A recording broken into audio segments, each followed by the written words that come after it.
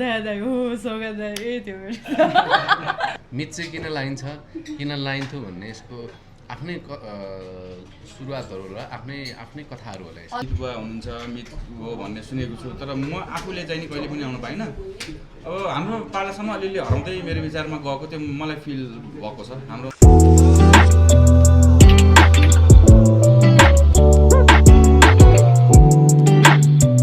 मिजुलाई कसरी हलसम्म ल्याउने तयारी गर्दै हुनुहुन्छ? छेउबाटै जाउँ। अब हजुरलाई नमस्कार। मिजुको अब करिब 3 हप्ता अगाडि हामीले गीत रिलिज गऱ्यौँ। अब गीतको हामीले एकदम अब राम्रो रेस्पोन्स पाइरहेको छौँ। तपाईँहरूलाई पनि अवगत भएको कुरा होला सम्भवत। सँगसँगै हामीले करिब केही दिन अगाडि टिजर पनि सार्वजनिक गरिसकेका छौँ। टिजरलाई पनि एकदम राम्रो प्रतिक्रिया आइरहेको छ। टिजरलाई राम्रो मन पराइदिनु भएको छ भनौँ न दर्शकले। अब यसै गरी अरू कन्टेन्टहरू छँदैछ नि त। यसै अन्तर्गत हामीले चाहिँ अब यो टिजर पनि रिलिज भइसक्यो, गीत पनि रिलिज भइसक्यो। यसै सन्दर्भमा आज एउटा प्रेस कन्फरेन्स गरौँ न भन्ने हिसाबले अब यसरी नै बिस्तारै हाम्रो चाहिँ अगाडि बढ्दै जान्छ।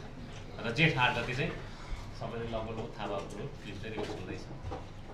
गर्दा के छ यो मिजुमा हामीले ट्रेलर हेर्दै गर्दाखेरि टिजर हेर्दै गर्दाखेरि चाहिँ दुईजनाको लडाइँ देखाएको छौँ होइन। मिजु पनि भनिएको छ, फाइट पनि गर्नुभएको छ। के छ कथाले लडाइँपछि मित लगाएको हो? के हो यो त अब लडाइँपछि के हो म आफै सम्झिनुपर्छ।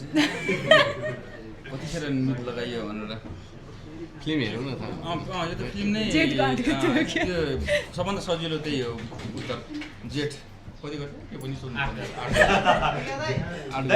तपाईँले कहिले मिजु लगाउनु भएको छ या त मित लगाएको मित कतै देख्नु भएको छ तपाईँले? मैले मेरो परिवारमा सुनेको छु होइन। के अरे मित बुवा हुनुहुन्छ, मित हो भन्ने सुनेको छु, तर म आफूले चाहिँ नि कहिले पनि आउनु पाइनँ। अब हाम्रो पालासम्म अलिअलि हराउँदै मेरो विचारमा गएको त्यो मलाई फिल भएको छ। हाम्रोमा त्यति छैन, अहिलेको समयमा छैन। तर बुवाहरूको हजुरबुवाहरूको चाहिँ नि एकदमै धेरै, हजुरबुवाको झन् धेरै मैले सुने, बुवाको एकदमै कम। त्यसपछि त अब मेरो पालोसम्म त लगभग छैन नै भन्दा हुन्छ जस्तो लाग्यो। अब मिजु भन्ने ऊ त अब छ नै, त्यो त साथीमा भनेको मलाई याद छ। तर त्यो के भन्छ नियमपूर्वक त्यो रिचुअलसहितको प्रक्रिया चाहिँ नि त्यो चाहिँ नि त्यसरी चाहिँ छैन। साथी त छँदैछ, मित भनिन्छ, मिजु भनेर भनिन्छ, तर त्यसरी चाहिँ नि सिरियसली त्यस्तो त्यो रूपमा लिएको छैन।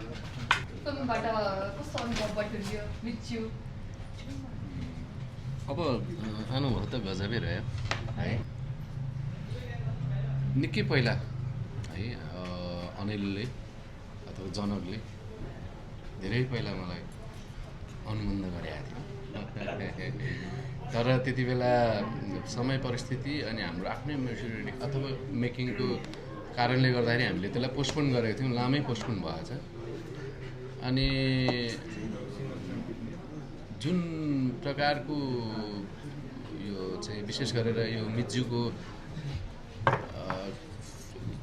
बनाएको छ यो कथालाई चाहिँ, त्योसँग चाहिँ मलाई बडा आनन्द आएको थियो त्यति बेला। यो कथा चाहिँ हामीले भन्नुपर्छ। यो कथा हामीले भनेन भने चाहिँ नै हामीले बाँचेको समयको धेरै चिजहरू पछिल्लो पुस्ताले मिस गर्छन् होला जस्तो लागेको थियो। अनि त्यतिखेरदेखि नै मलाई चाहिँ एकदमै मन लागेको थियो।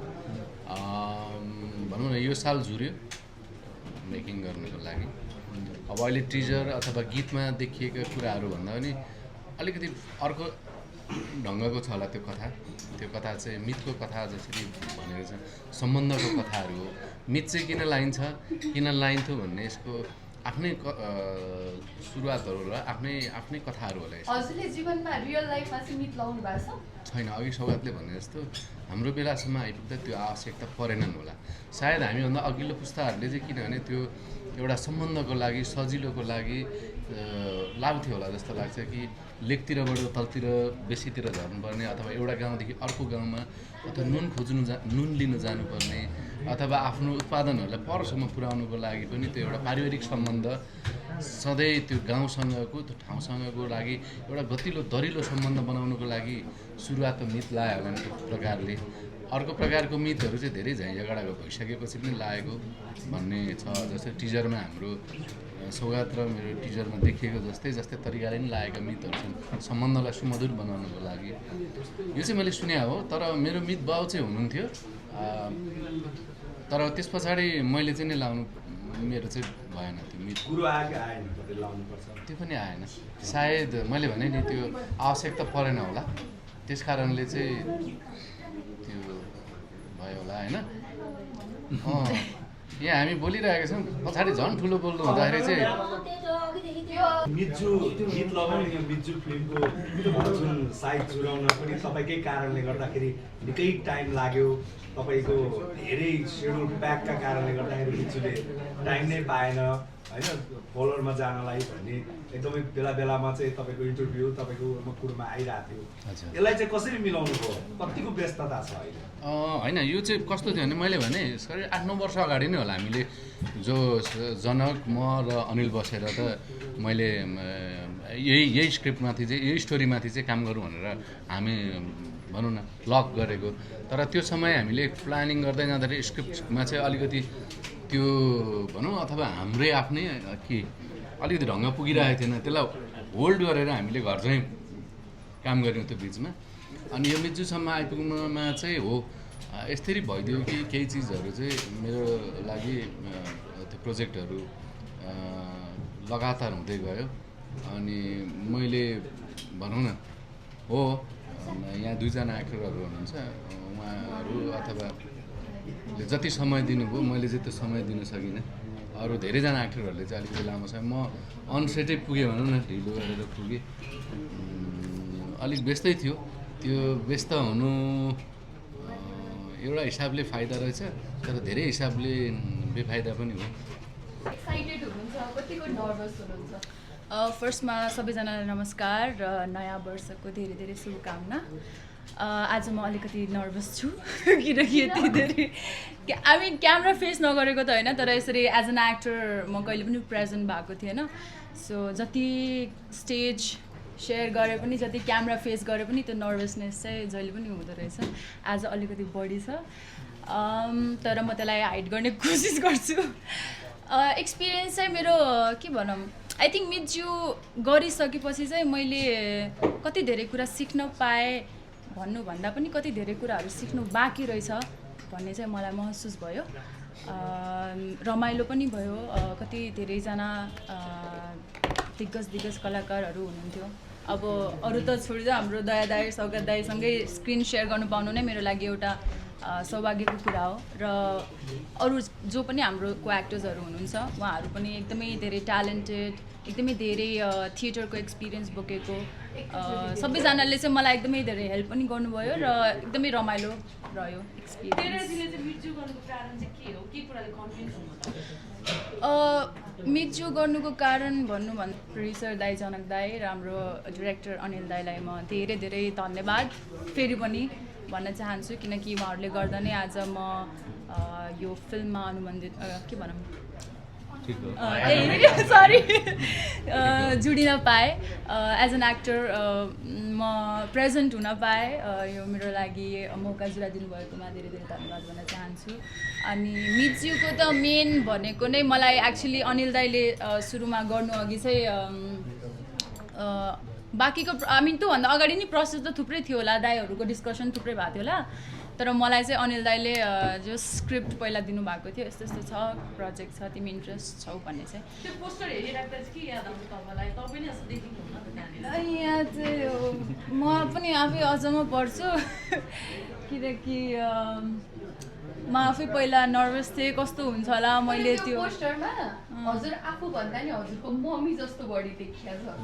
किनकि त्यो अलिकति मोटाको पनि थिएँ। मेरो मम्मी जस्तो देखेको छैन होला, मेरो मम्मी अझै धेरै प्रिटी हुनुहुन्छ। सो अलिकति पछि चाहिँ देख्छु होला मम्मी जस्तो।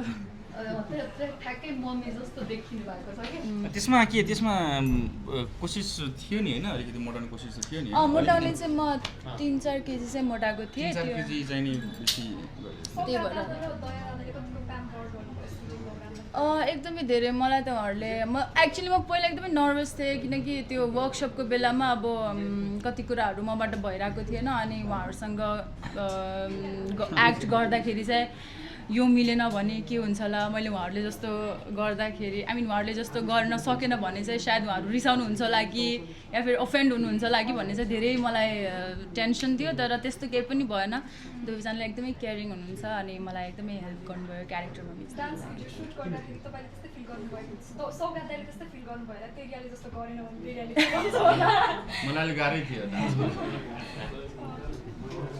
गाह्रै थियो डान्स कस्तो लाग्यो सौगात दाइसँग अब त्यो जोडीको रूपमा पनि देख्नु भएको छ होइन सौगात दाइको लुक्स पनि अलिकति अर्कै खालको छ दाँत साथ हालेर होइन आजकलको केटीहरूलाई बढी अट्र्याक्ट हुन्छ त्यस्तो लुक्सले भन्छ सौगात दाइको त्यो लुक्सले तपाईँलाई कतिको अट्र्याक्ट गरेको मेरो क्यारेक्टरलाई अट्र्याक्ट गर्यो कि गरेन त्यो त अब जेठको 8 गते थाहा पाइन्छ तर I think as an audience maybe उहाँको character is very stylish not अब सहरको स्टाइलिस भन्दा पनि त्यो अर्कै अथेन्टिक पारामा त्यो अर्कै एउटा स्टाइलिस पारा चाहिँ दिन्छ उहाँको क्यारेक्टरले उहाँलाई मैले हाम्रो सुट हुँदा पनि भनेको थिएँ एकदमै बवाल देखिरहेको छ भनेर सो राम्रो छ मलाई विश्वास छ सबैले मन पराउनुहुन्छ उहाँको क्यारेक्टर भनेर यही हो मेरो दाई सौगात दाई यही थियो मेरो कोही याद छ हजुरलाई सौगातजीको कुन फिल्म हेर्नु भएको छ पहिलो कुन फिल्म हेरेर चाहिँ तपाईँ उहाँको फ्यान हुनुभएको छ या फिर उहाँको काम राम्रो लागेको छ मैले उहाँहरूको 2 नम्बर पनि मैले भनेको थिएँ 2 नम्बर फिल्म हो त्यो 2 नम्बर हेरेको छु धेरै हेरेको छु एक्चुली तर कबड्डी त कहाँ मिस गर्ने भन कबड्डी पनि हेरेको छु एकदमै मलाई एकदमै राम्रो लाग्छ मैले एउटा पडकास्टमा पनि भनेको थिएँ दया दाइसँग स्क्रिन सेयर गर्न पाएँ भने चाहिँ म I would be very very happy भनेर कति 2-3 वर्ष पहिला म्यानिफेस्ट भएछ